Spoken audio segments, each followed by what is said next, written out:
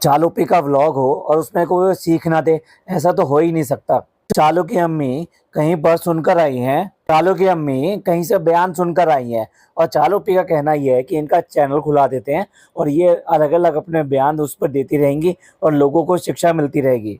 माँ बेटी दूसरों को शिक्षा देने में कम नहीं है, एक से एक आगे हैं। अम्मी जो सुनकर आई हैं और दूसरों को जो बयान दे रही हैं, दूसरों को जो शिक्षा दे रही हैं, अपने ऊपर कितनी उतारी है और चालू ने कितनी उतारी है। बेशर्मी की भी एक हद होती है। आप अपनी जिंदगी में क्या कर रहे हो और दूसरों को क्या शिक्षा दे रहे हो, कितना बड़ा अंतर है। मेरे चैनल पे नहीं, बच्चों के सबके चैनल पे आना, शानू के चैनल पे आना और इसके चैनल पे आना। सास को कैसा होना चाहिए इस बयान को सुनकर आ रही हैं। अब भाई सास को कैसा होना चाहिए, एक ये सास है किसी की और कोई एक इनकी सास थी और इनकी बेटी की भी एक सास है। बेशरम लोगों की सासों के साथ में कैसे संबंध है और सासों के बारे में ये क्या कहती हैं जो अच्छा है। दामाद काम करता है, अब बेटी को कितना आराम मिला है, कितनी खुश हो रही है कि मेरी बेटी को कितना आराम मिल रहा है। बहू के नीचे बेटा काम करता है, माँ चिढ़ जाती है बेटा बीवी का हो गया, तो ऐसा कह के बेटे को जहन्नुम में मत ले जाना कि इनका दामाद जो है वो जहन्नुम में ही जाएगा। इसके हिसाब से तो बिल्कुल भी अपने माँ बाप की तो कर नहीं रहा है और उनका उल्टा कर रहा है, तो वो कहाँ ही जाएगा। ये बताइए अम्मी, आपका दामाद कहाँ पर जाएगा फिर। कह रही है कि बेटा जैसा शादी से पहले रहता था, शादी के बाद ऐसे नहीं रह पाएगा। चालू का चल गया, अब चालू का चल गया तो वो हाँ में हाँ मिला रही है। हाँ हाँ, वो पहले जैसा नहीं रह पाएगा क्योंकि उसने अपने हस्बैंड को पहले जैसा कहाँ रहने दिया। पहले कहाँ वो माँ बाप की कितनी फिक्र करता था और आज की डेट में लट्टू की तरह इसके पीछे घूमता रहता है गुटखे के लिए। मोबाइल क्या रिचार्ज कर दिया, आज की डेट में हर गुटखे के पैसे इसी से चल रहे हैं। तू बोल रही है कि गुलाम हो गया, ये सब हो गया, नहीं करना चाहिए क्योंकि उसे पता है सबसे ज्यादा उसी के पति के ऊपर ये कहा जाता है कि जोरू का गुलाम हो गया, बीवी के गुलामी कर रहा है, माँ बाप को छोड़ दिया। और ये बातें तो बहुत सही हैं, अम्मी तो बहुत ही अच्छी सास हैं। कितनी अच्छी सास है और बहू कितनी अच्छी है, ये बात तो इनके खुद के बेटे ने बता दी थी। बड़े आराम से सारी कहानी सबके सामने लेकर आ गए थे। भी नहीं देखा कि मेरी वाइफ यानी कि मैडम कितनी ज्यादा वहां पे एम्ब्रेस फील कर रही थी। अपने सारी कहानी खोल के रख दी कि कैसी सास बहू में पहले कैसे कैसे लड़ाई हुआ करती थी। और एक बार तो मैंने कह दिया कि तुम और को जितना लड़ना है जितना करना है कर लो, और मैं 1 महीने के लिए जा रहा हूँ, तुम सब लोग को छोड़ कर जा रहा हूँ, और उसके बाद में अगर एक बार भी हुआ तो फिर देख लेना। मी इतनी जल्दी कैसे भूल गई तुम्हारी सास ने किस तरीके से दम तोड़ा है, ये सबको पता है। मौधा में ये स्टोरी हर बच्चे बच्चे के जुबान पर है। उसका बुरा वक्त आया था, ये कहिए कि जब वो बूढ़ी हो गई और वो चलने फिरने लायक भी नहीं रही, उसको फीवर हो रहा था, बुखार हो रहा था, उसके बाद में भी उसका कोई होश लेने वाला नहीं था, उसका कोई लालन पालन करने वाला नहीं था, उसको कोई देखने वाला नहीं था। वो घर घर में काम करके अपनी दिनचर्या कमाती थी। जो नानी आती है ना, अभी जो इनके घर में नानी आती है, वो कहते हैं कि उससे भी ज्यादा बुरा हाल था। यही वो सास है, यही वो बहू है जिसने अपने बेटे को किसी हालत में भी उसकी मदद के लिए नहीं जाने दिया और ना ही अपने बेटे को भेजा, और ऐसा कर दिया पूरे परिवार को कि वो बिल्कुल भी अपनी बुआओं से यानी कि अपनी बहन से, यानी कि इसके पापा अपनी बहन से बात नहीं कर सकते, मिल नहीं सकते। अब ये बताइए, वैसे सबके फोन हो जाते हैं, लेकिन क्या बहन से फोन होना, और वो भी तीज त्योहार पे मौके पे। कब ऐसा हुआ कि ईद के मौके पे इन्होंने अपनी बहन को फोन किया हो, अम्मी ने अपनी को याद किया हो। भाई साफ दिखाई देता है किसका सास का रिश्ता किसने निभाया और किसने सास के रिश्ते को समझा और किसने एज ए बहू अपनी सास को समझा। ये लोग तो शायद दुनिया के आखिरी लोग होंगे जो रिश्तों के ऊपर दूसरों को नसीहत देने आए, शिक्षा देने आए। इनसे तो बस अल्लाह ही बख्शे है ना। इनकी छलनी में इतने छेद हैं, इतने छेद हैं कि उसके बाद में ये किसी की सुई के नोक को भी छेद को बोल नहीं सकते। अपना इतना फटा हुआ हो, वो दूसरे के फटे में क्या ही पैर दे सकता है। और इसकी बेटी, ये दोनों तो रहने ही दें कि सास के साथ में क्या रिश्ते होने चाहिए, बेटे के साथ रिश्ते क्या होने चाहिए, बेटे को कितनी लिबर्टी देनी चाहिए और बहू को कितनी लिबर्टी देनी चाहिए, और सास की क्या इज्जत होती है। अपने मुँह मिट्ठू बन लो और अपने आप में ही कह दो कि ये बहू बहुत अच्छी है। ये अगर सास बहुत अच्छी है और इसको बहू बहुत अच्छी मिली है, तो जब इसकी बहू का प्रेगनेंसी पीरियड था तो इसने कितनी खिदमत करी, या ये कहिए उसका कितना ख्याल रखा। लेकिन बेटी का जब प्रेगनेंसी पीरियड आया तो किस तरह से उसकी पैम्परिंग की गई। हर आदमी ने उसकी इतनी ज़बरदस्त तरीके से पैम्परिंग करी है कि उसको क्या चाहिए, उसको क्या खाना है, और उसको हमेशा उसको हमेशा ऊपर ही बैठा के रखा, उसको कहीं कुछ करने नहीं दिया। पैम्परिंग में कहीं से भी कोई कसर नहीं छोड़ी। तो क्या इसने अपनी बहू के लिए किया था ये सब? तो लोग इनके व्लॉग लगातार देखते रहते हैं, उनको अच्छी तरह से पता होगा कि इसने अपनी बहू के साथ में क्या किया था जब उसका प्रेगनेंसी का पूरा पीरियड चल रहा था। तो ये कह लीजिए कि जनाब कम से कम अपने माँ बाप का बहुत ज़्यादा करते हैं और इसलिए ये यहाँ बने हुए हैं। वरना इनके रिश्ते, सास बहू के रिश्ते कैसे होते और कहाँ कहाँ तक जाते और कहाँ कहाँ तक इनकी बात जाती, वो देखने लायक बात होती। क्योंकि अंदर की कहानियाँ बहुत ख़राब हैं। जिन लोगों को ये चीज़ों का विश्वास नहीं होता था, तो वो जोधपुर वाला जो इन्होंने एक एपिसोड, जोधपुर नहीं खेमकरन गए थे, तो तब जो इन्होंने एपिसोड बनाया था उसको जाकर देख लें। खुद अपने मुंह से इन्होंने सारी चीज़ें बयान कर दी हैं। इनकी लड़ाई में झाड़ू बहुत मशहूर थी भाई। जिन दिनों आप, मैडम और सास, यानी ये सारे के सारे लोग, यानी अम्मी, ये सब एक साथ रहा करते थे, तो उन दिनों झाड़ू का बड़ा मशहूर था भाई।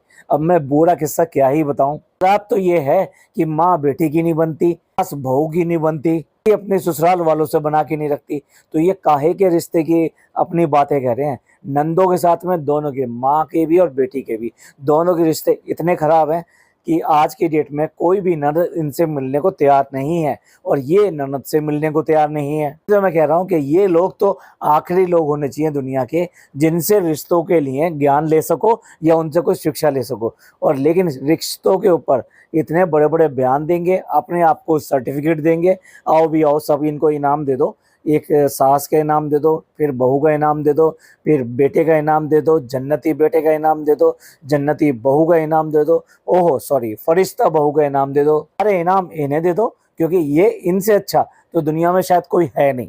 ये बात जो कर रही है, ये बात कर रही है फनी की शर्ट के ऊपर, जिसके लिए सब लोगों ने इसको ट्रोल किया कि क्या गर्लिश इसने टी शर्ट उसके लिए लेकर आ दी। लड़कियां पहनती हैं जो कलर तू लेकर आई है, और साथ साथ इतना फ्लोरल लेकर आई है, ये सब तो लड़कियों के लिए होता है, तो ये क्यों करके इसके लिए ले आई। हालांकि वो टी शर्ट जो है बीइंग ह्यूमन की है। बहुत सारे ब्रांड बहुत सारे कपड़े निकालते हैं, उनके सारे कपड़े तो हिट नहीं होते, तो हो सकता है कि कोई कपड़ा आपके लायक ना हो, या ये कहिए कि वो फेवरेबल ना हो किसी तरीके से।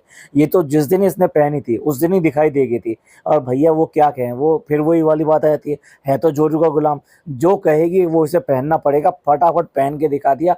अगर लोगों ने ट्रोल नहीं किया होता तो आज ये पहनता हुआ दिखाई देता आपको सब जगह।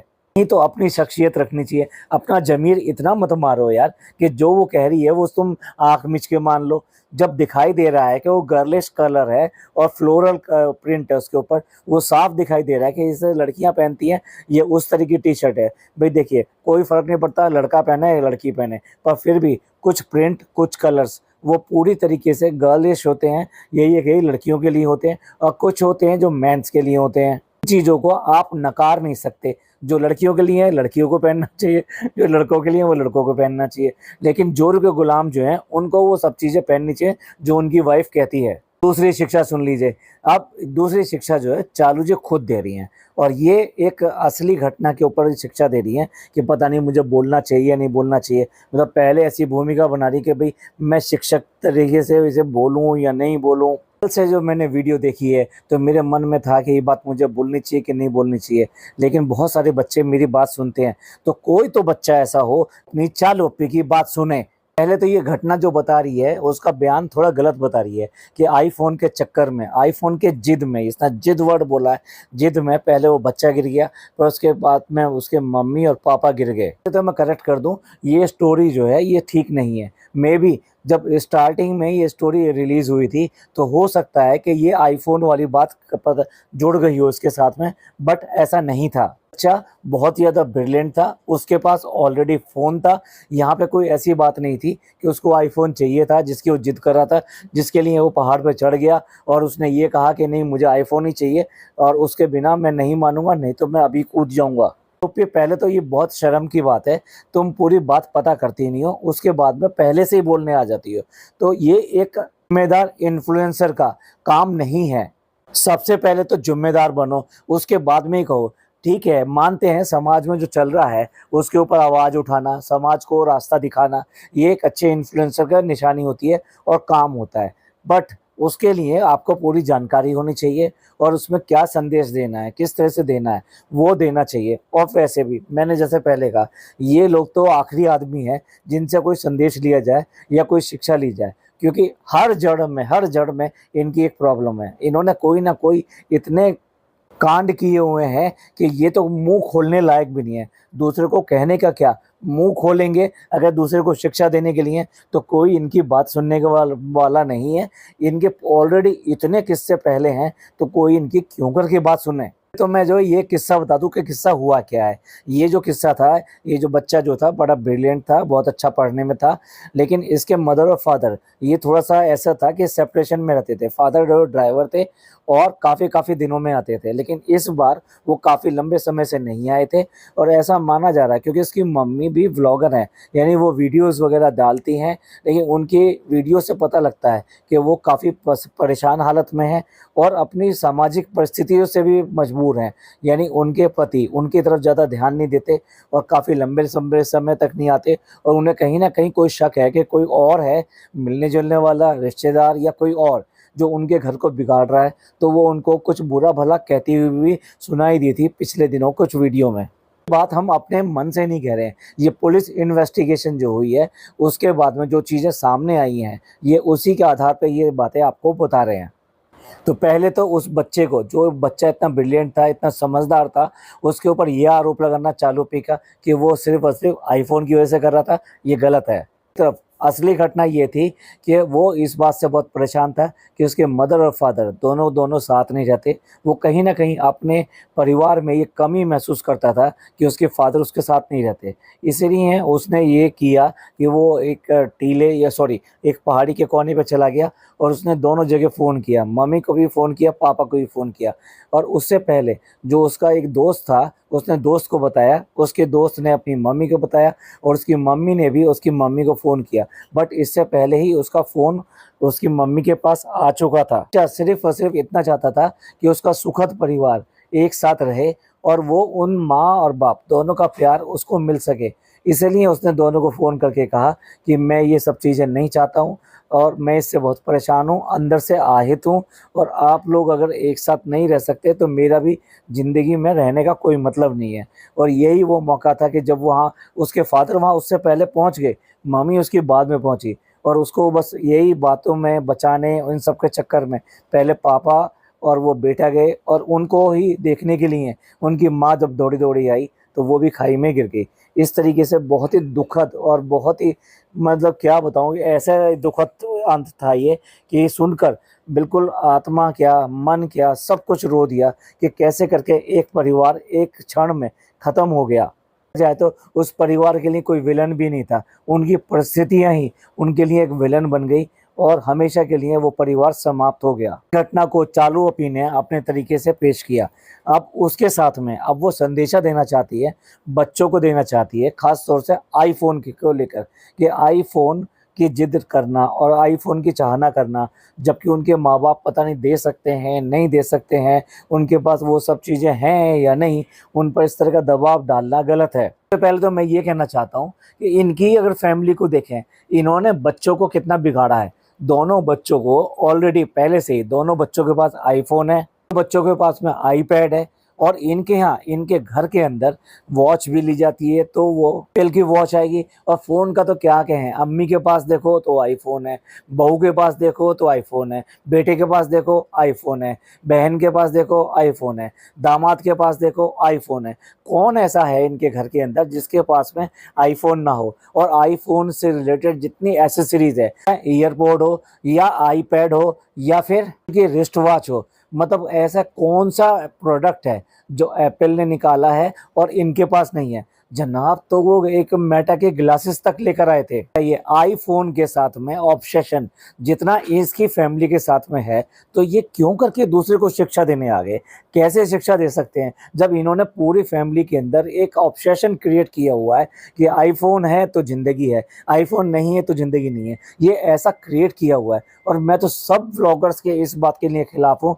जैसे ही आईफोन लॉन्च होता है उसके बाद में आईफोन नया आईफोन लेकर आना, उसका जो है पूरा अनबॉक्सिंग की रील बनाना और उसका वीडियो बनाना और उसको व्लॉग में दिखाना, एक दूसरे को गिफ्ट करना। ये क्या चीज़ है? इतना दिखावा क्यों? इस दिखावे की वजह से ही ना जाने कितने लोग इसके चक्कर में आ जाते हैं। या ये कहिए जो मासूम बच्चे हैं जिनकी अकल अभी उतनी ज़्यादा परिपक्व नहीं है, जो इतनी मैच्योर नहीं है, वो ये सब देख के इस चकाचौंध में आ जाते हैं और अपने माँ बाप और अपने पेरेंट्स के ऊपर ये प्रेशर डालते हैं कि हमको भी ये चाहिए। तो भूलो चालू पे स्कूलों से ये शिकायतें आती हैं और अक्सर उन्होंने कमेंट किए हैं, तुम्हारे वीडियो पे कमेंट किए हैं, रेडिट पे कमेंट किए हैं और इस तरह के कमेंट किए हैं कि इनके बच्चे इस तरह की एसेसरीज़ और महंगी-महंगी जो मॉल से मिलने वाली एसेसरीज़ होती हैं, ये सब लेके स्कूल कॉलेज में जाते हैं, वहाँ उसकी टशन दिखाते हैं और उन सब बच्चों को थोड़ा नीचा दिखाने की कोशिश करते हैं। तौर से नान के लिए बहुत ज़्यादा बातें हुई कि उसकी बड़ी बुलिंग नेचर है अपने स्कूल के जो अपने साथी हैं उन सब के लिए। दूसरे को तो शिक्षा जब दो कि जब तुम खुद ऐसे ना हो। तुमने अपने घर में जो क्रिएट किया हुआ है और दूसरों को ये कह रहे हो कि नहीं नहीं आईफोन का ऑब्सेशन मत करो, और तुमने अपनी फैमिली में ऑब्सेशन किया हुआ है, तो भाई तुम दूसरों को शिक्षा कैसे दे सकते हो? तुमने अपने घर के बच्चे बिगाड़ लिए, तो क्या दूसरों के बच्चों भी बिगाड़ना चाहते हो? क्यों करके ये सारे के सारे ब्लॉगर आईफोन और आईफोन की जितनी एसेसरीज है उनके ऊपर इतना ज़्यादा इंपॉर्टेंस देते हैं? ये हेल्थ की वॉच जो है वो भी जो है एप्पल की आएगी। आप दूसरी वॉचेस लेकर भी हेल्थ को मॉनिटर कर सकते हो। बहुत अच्छी-अच्छी वॉचेस आती हैं, इसमें कोई शक की बात नहीं है। ब्रांड के प्रति जो ऑब्सेशन है ये बहुत ज़्यादा है इनके घर के अंदर। ये तो तब की बात है, ये जो बच्चे हैं इनके घर के अंदर ये ऐसे फैमिली से बिलॉन्ग करते हैं, इनके माँ-बाप इनकी ये हालत है वो बहुत अच्छे स्कूल में पढ़ाने लायक भी नहीं है। अब देखिए उनके जो फादर हैं वो ड्राइविंग करते हैं और विदेश में रहते हैं। अब अकेले रहते हैं, विदेश में अकेले रहते हैं। खाना बनाना हो तो अब देखिए पैसे जब भी बचते हैं कि जब ये सब चीज़ें आप खुद करते हैं। खाना बनाना हो तो खुद बनाना है और अगर हारी बीमारी है तो खुद ही अपने डॉक्टर के पास जाना है। सोना है, बैठना है, लेटना है, अपने कपड़े धोने हैं, ये सारे काम वो खुद करते होंगे। ऐसे में क्या लगता है आपको कि ये अपने माँ और बाप की कितनी चिंता करते हैं दोनों बच्चे? आपको कब लगा कि इन्होंने अपने फादर से पूछा हो कि पापा आपने खाना खा लिया या नहीं खा लिया और आज खाने में क्या खाया था? अब आपकी तबीयत कैसी है? क्या आप अपनी दवाइयाँ ये सब चीज़ें अपनी लगातार रोज़ लेते हैं कि नहीं लेते हैं? भी ना बेटा और ना ही बेटी कोई भी अपने बाप से बात करते हुए नहीं दिखाई देती। यहाँ तक है कि इनके फादर आ जाते हैं तब भी इनका उनके साथ में कोई बॉन्डिंग नहीं रहती और बेटी ने तो हद ही कर रखी है। अपनी माँ की बेइज्जती करने में कोई कसर नहीं छोड़ती। अब बताइए जब इनका लालन-पालन आप इन बच्चों के साथ में इन बच्चों के लिए ऐसा है, तो फिर दूसरों को ये कहाँ से शिक्षा देने के आ सकते हैं कि आप ऐसी परवरिश करो, वैसी परवरिश करो, बच्चों ऐसा मत किया करो, और भी तो फ़ोन होते हैं, बाकी चीज़ें होती हैं, ऐसे और जो जितने भी मॉल और ब्रांड की चीज़ें होती हैं, उनके पीछे नहीं भागना चाहिए। इनको शिक्षा दे रहे हो, तुमने नान को इतना ब्रांडेड बना दिया है कि उसको बाकी सब चीज़ें पसंद आती ही नहीं है और उसको पूरा का पूरा घर, वो चाहे जनाब मैडम हो या फिर चालू अप्पी हो, ये सारे के सारे ब्रांडेड चीज़ें ही दिलाते हैं। लेकिन जब पिज़्ज़ा की बारी आ जाती है, तो देखो यहाँ पे भी लड़के-लड़की में फ़र्क है। उसको ज़्यादा ब्रांडेड चीज़ें नहीं मिलती हैं। हाँ, उसको सेकंड हैंड ब्रांडेड चीज़ें ज़रूर मिल जाती हैं, जैसे फ़ोन वगैरह। देखा जाए तो उसको तो बर्थडे पे भी उसके प्रॉपर गिफ्ट नसीब नहीं होते हैं पूरी फैमिली से। ये आए हैं दूसरों को शिक्षा देने के लिए कि बच्चों को ऐसा होना चाहिए, बच्चों को वैसा होना चाहिए और आईफ़ोन का ऑब्सेशन नहीं करना चाहिए। पहले अपनी फैमिली में इम्प्लीमेंट करो, फिर दूसरों को जाके ये सब शिक्षा देना। तो यही कहना चाहूँगा, चालू पे कम से कम दूसरों को शिक्षा देने के लिए, किसी भी रिश्ते को शिक्षा देने के लिए तो पूरी फैमिली कभी भी सामने आनी नहीं चाहिए। ये तो लास्ट फैमिली है जो कि रिश्तों के ऊपर बात करे, जबकि इनकी शुरुआत रिश्तों से हुई थी और आज की डेट में इनके घर में रिश्ते ही नहीं हैं। जैसे मैंने कहा, इसने अपनी सास को किस तरह से मरने के लिए मौधा में छोड़ दिया था और नंदों के साथ में आज की डेट में इसके क्या ही रिश्ते हैं, और वही काम चालू ने अपनी जिंदगी में यही सब किया हुआ है। इस व्लॉग में भी देख लीजिए, अभी ईद उल मिलादुन नबी आने वाला है, उसकी तैयारियां चल रही हैं, और तैयारी के लिए बस इन्होंने क्या किया है, सबके लिए कपड़े लेकर आई है। और कपड़े कैसे लेकर आई है, सबके लिए ग्रीन लेकर आई है। अब किसके लिए लेकर आई है, अपनी फैमिली के लिए कपड़े लेकर आई है। अब पूछो इससे कि चालू पी, तेरे को रिश्तों की तमीज है, रिश्तों की अकल है? तेरी फैमिली कौन सी है? तेरी फैमिली कौन सी है? तेरी फैमिली है तेरी सास, तेरे ससुर, और तुम्हारी नंद, और तुम और तुम्हारे हस्बैंड। तो तुम इनमें से कितने लोगों के लिए ग्रीन कपड़े या कैसे भी कपड़े इसके लिए लेकर आई? सास का नाम कहाँ है? सास के लिए क्यों नहीं आया? तुम्हारा पति मौधा जा रहा है तो तुम सास के लिए कपड़े भिजवा सकती थी। तो फिर तुमको ये बात एक बार भी ख्याल क्यों नहीं आई जब कपड़े लेने के लिए गए थे कि मैं अपनी फैमिली के लिए? मैं नहीं कह रहा कि ये गलत बात है कि अपनी माँ के लिए कपड़े खरीद लाई या फिर अपनी खाला के लिए खरीद लाई, लेकिन पहले अपनी फैमिली के लिए होने चाहिए थे, फिर आप अपनी एक्सटेंडेड फैमिली के लिए। अब इसे एक्सटेंडेड फैमिली कह सकते हैं अगर इसने अपने पास इन सबको रखा हुआ है। तो फिर इस तरीके से इसने कहाँ फैमिली का अपने ख्याल किया? ये और रिश्तों की बात करते हैं। अब आप देख लीजिए कहाँ रिश्ते निभाए इन्होंने। क्यों करके अपनी सास के लिए नहीं लेकर आई? क्यों करके लिए अपने नंद के लिए लेकर नहीं आई? वो भी कोई बड़ी बात थोड़ा ना है। आप यहाँ से भेजना चाहें तो आज भेजो, वहाँ पे आराम से कुछ दिन में उसको मिल जाएगा वो गिफ्ट भी। इन रिश्तों के बारे में इन लोगों को तो बात करनी ही नहीं चाहिए, मुंह ही नहीं खोलना चाहिए। ये एंड करते हैं इसी के साथ में। का इन सब के बारे में क्या कहना है प्लीज कमेंट करके जरूर बताइएगा। कोई पॉडकास्ट अच्छा लगा हो तो प्लीज लाइक कीजिए, सब्सक्राइब कीजिए, शेयर कीजिए। थैंक यू, धन्यवाद, शुक्रिया।